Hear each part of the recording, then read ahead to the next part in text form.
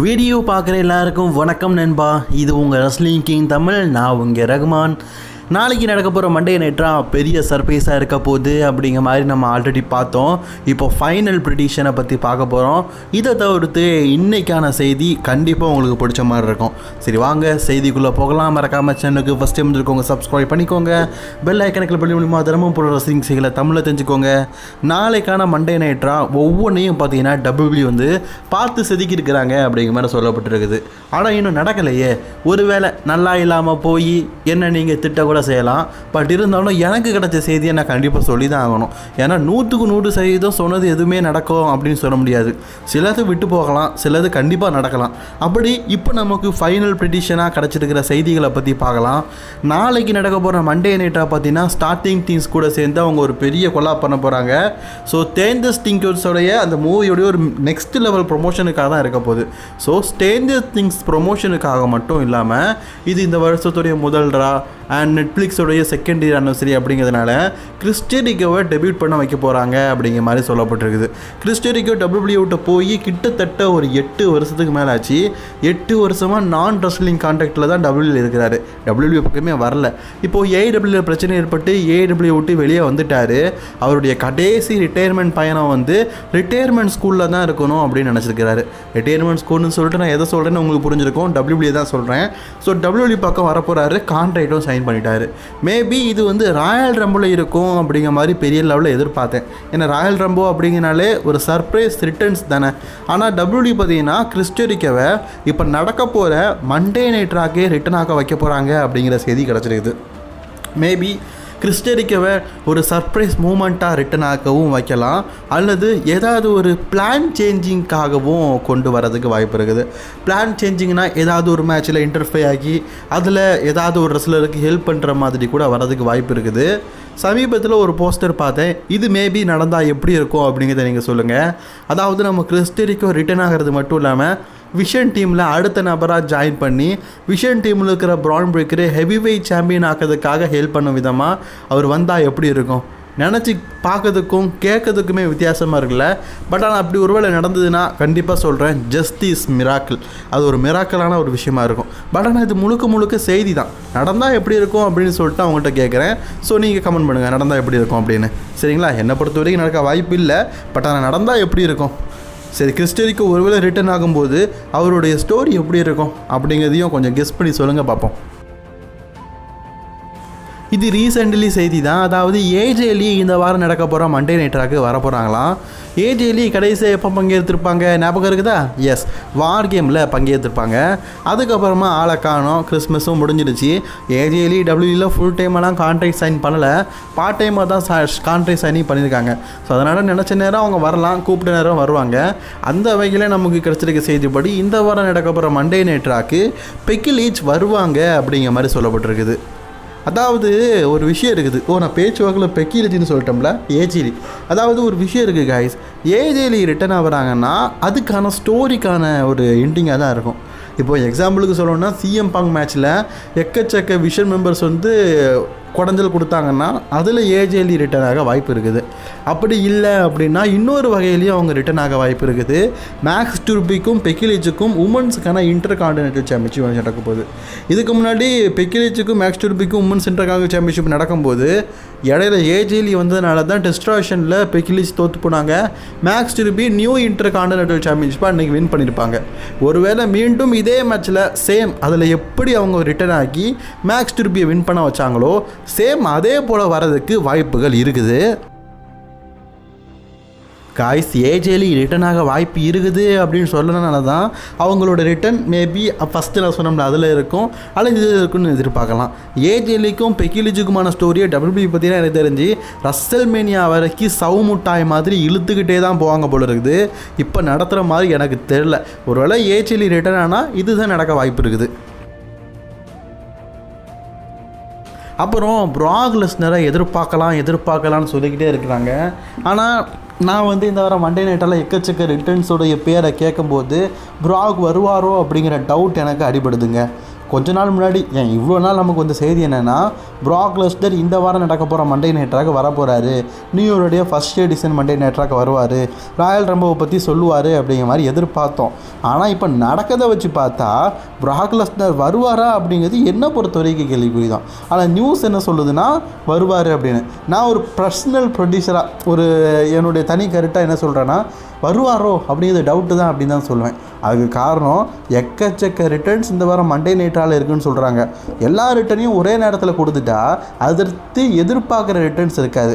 So அதனால் Prague Lesnar ரிட்டனை maybe W பார்த்தீங்கன்னா நீங்கள் ராயல் ரம்பிளே சர்ப்ரைஸாக வாங்க அப்படின்னு சொல்லதுக்கும் வாய்ப்புகள் இருக்குது. அது டபிள்யூடி கையில் தாங்க இருக்குது, நம்ம கையில் இல்லை. ஸோ டபிள்யூடி என்ன பண்ணுறாங்க அப்படிங்கிறத வெயிட் பண்ணி தான் பார்க்கணும். ப்ராக் லெஸ்னர் வந்தால் நல்லா இருக்கும். ஆனால் அதே மாதிரி ரோமன் ரெயின்ஸோடைய ரிட்டனும் இந்த வாரம் ரால இருக்கும் அப்படின்னு சொல்லப்படுது. புரியுது காய்ஸ், நீ என்ன சொல்ல வர அப்படிங்கிறது நல்லா தெரியுது. நீ சொல்ல வேண்டாம் அப்படின்னு நீங்கள் சொல்கிறது எனக்கு புரியுது. எஸ், கிறிஸ்டரிக்கோட ரிட்டனு, ஏஜேலியோட ரிட்டனு, இன்னும் ஒரு சில ரிட்டர்ன்ஸ் எல்லாம் இருக்கும்போது ப்ராக் லெஸ்னரோட ரிட்டர்ன்ஸ் மட்டும் இல்லை, ரோமன் ரெயின்ஸும் மேபி வராமல் போகிறதுக்கு வாய்ப்பு இருக்குது.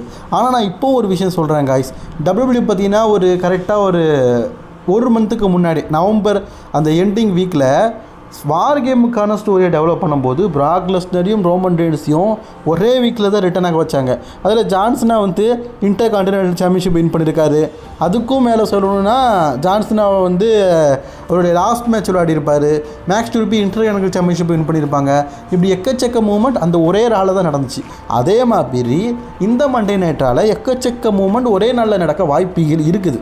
ஸோ அந்த வகையில் செய்திகளை நம்ம ஏற்றி தான் ஆகணும்.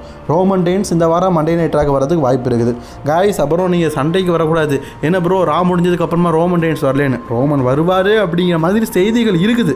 அதை தான் நான் உங்கள்கிட்ட சொல்லியிருக்கிறேன், சரிங்களா? ஸோ ரோமன் ரெயின்ஸோட ரிட்டனை நம்ம எதிர்பார்க்கலாம். 100% வருவாரா அப்படின்னா காலையில் மண்டே நைட்ராவை பார்த்தா தான் கேஸ் தெரியும்.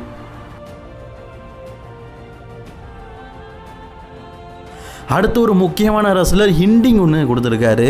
அதாவது நானே 1008 ரிட்டர்ன்ஸை பற்றி உங்கள்கிட்ட சொல்லிட்டேன். இப்போ ஹிண்டிங் கொடுத்துருக்குது யாருன்னா ஃபின் பேலர் அப்படின்னு சொன்னால் நல்லாயிருக்குன்னு நினைக்கிறேன். ஏன்னா நிறைய மேட்ச்சில் பின் பண்ணி தோற்று தான் போயிட்டுருக்காரு.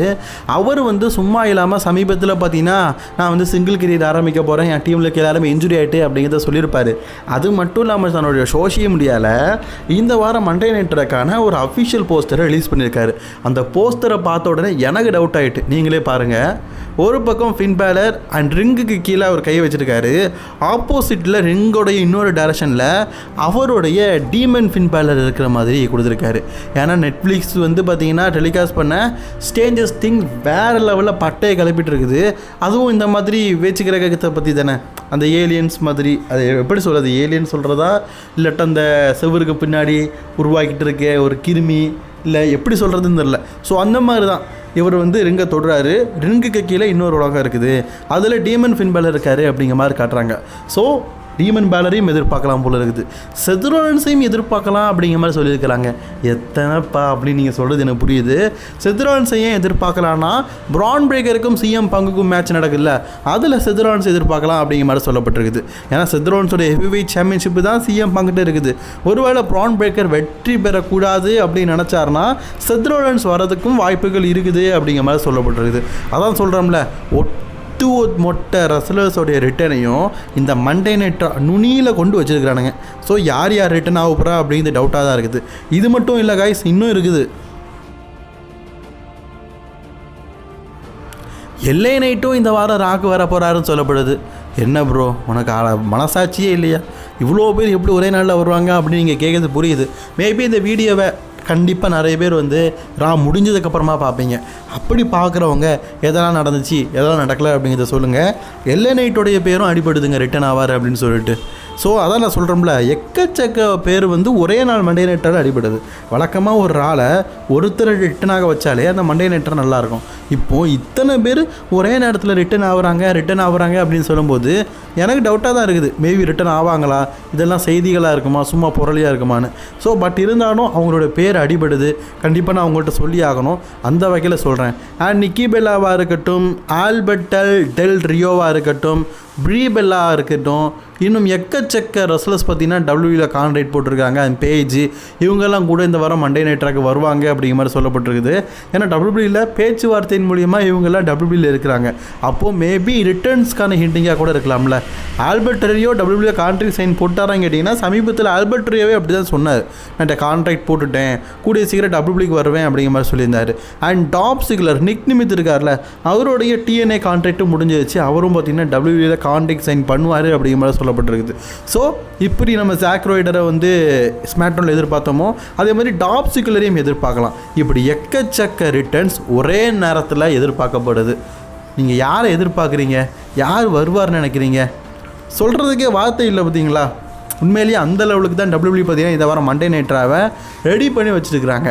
எக்கச்சக்க ரிட்டர்ன்ஸ் இருக்க போகுது. மேபி நான் இப்போ சொல்கிற மாதிரி மண்டே நைட் ரா நடந்ததுன்னா இதுதான் ரசல்மேனியா. ரசல்மேனியாவில் என்னென்ன பார்ப்போமோ எல்லாத்தையுமே மண்டே நைட் ராவில் கொண்டு வந்த மாதிரி இருக்கும். இதுக்கும் மேலே ஒன்று சொல்கிறேன், இன்னொரு ரெஸ்லரோட பேரும் அடிபடுது, ஜாக் கேபிள்.